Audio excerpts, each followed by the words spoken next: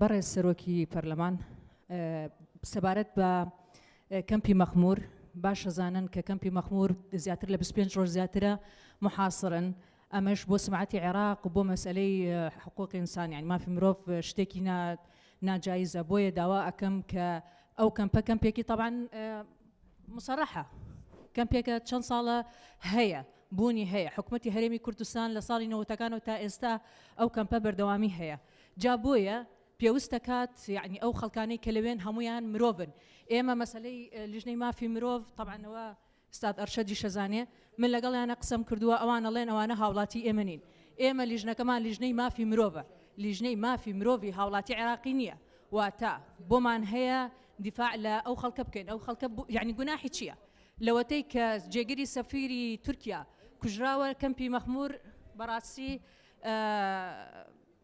ئەو گەمارۆیە خراوەتە سەر ناکرێ ئەوانە خەڵکانێکن ژنی یعنی ژنی تایە مناڵی تایە ئەو خەڵکانە هەمووی خەڵکی سیڤیلە خەڵکی چەکدار نین پێویستەکە ئێمە بەڕاستی پەیام گەیشت تکایە بەڵام حاڵەتەکە مرۆییەکی زۆر خەتەرە پێویستەکات ئەو مۆزوعە بە دوواداچوونی بۆ بکرێ پێویستەکە ئەو خەڵکە ڕزگار بکرێن لەو گەمارۆیە یعنی من لەسەر ئەو مۆزوعە بێ دەنگ نابم چونکە ئیشی من دیفاعکردنە لە مافی مرۆڤ مافی خۆتە و مافی هەمومانە کە زۆر سپاس لەسەر مافی مرۆڤ وەڵام بدەینەوە و ئەو مەسەلەیە ئینشاءالله لیژنەی مافی مرۆڤ لە پەرلەمانی کوردستان داوا دەکەین کە بەدواداچوونی بۆ بکات. سيدات سادة النواب ما تفضلت به السيدة النائبة حول مخيمات اللاجئين في مخمور وأدلت بصوتها وأرادت أن تقوم لجنة حقوق الإنسان في مجلس النواب بالتحقيق ومتابعة الأمر ونحن نوجه لجنة حقوق الإنسان أيضا بمتابعة هذا الأمر ورفع تقريرها إلى رئاسة اللجنة. السيد الرئيس يعني كنا نتمنى أن تترجم كلمة النائبة يسرى لأن أعتقد النواب ما افتهموها حسب علمي أني نعم حسب علمي أني قد يكون اللي عبرت به الست النائبة هل أنه يعني يريد يوصل فكرة اللاجئين القادمين من خارج العراق إلى مخيم مخمور أم اللاجئين العراقيين؟ اللاجئين القادمين عندهم معاناة منين؟ في مخيم مخمور لاجئين منو هذولا؟ نعم فتطلب النائبة أن نتابع هذه المعاناة.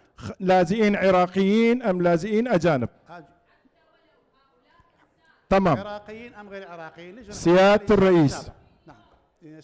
سيد الرئيس احنا عندنا في قضية مخيم لبرتي اللي تصرفنا بتصرف انه منظمة ما يسمى مجاهدين خلق منظمة ارهابية وتم التعامل مع هذا الامر كمنظمة ارهابية باعتبار هؤلاء قادمين من ايران وارادوا ان يشوشوا الوضع داخل العراق في السنة الماضية. اليوم لا سيد الرئيس اسمح لي سيد النائب رئيس لجنة حقوق الإنسان حضرتك بس زوروا المخيم اعطونا ما يخالف اولا رأيكم بها.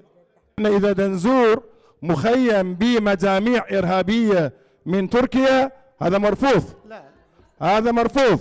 اذا لاجئين انسانيين اهلا وسهلا نحن نتعامل ناس ابرياء لان سبق وان حصل رجاء سيد النائبة رجاء المهم لجنة حقوق الإنسان تقوم بإعداد تقرير. سيد الرئيس نعم. لأن سبق وأن حصل عمليات إرهابية من هذا المخيم وانطلق. شكرا جزيلا.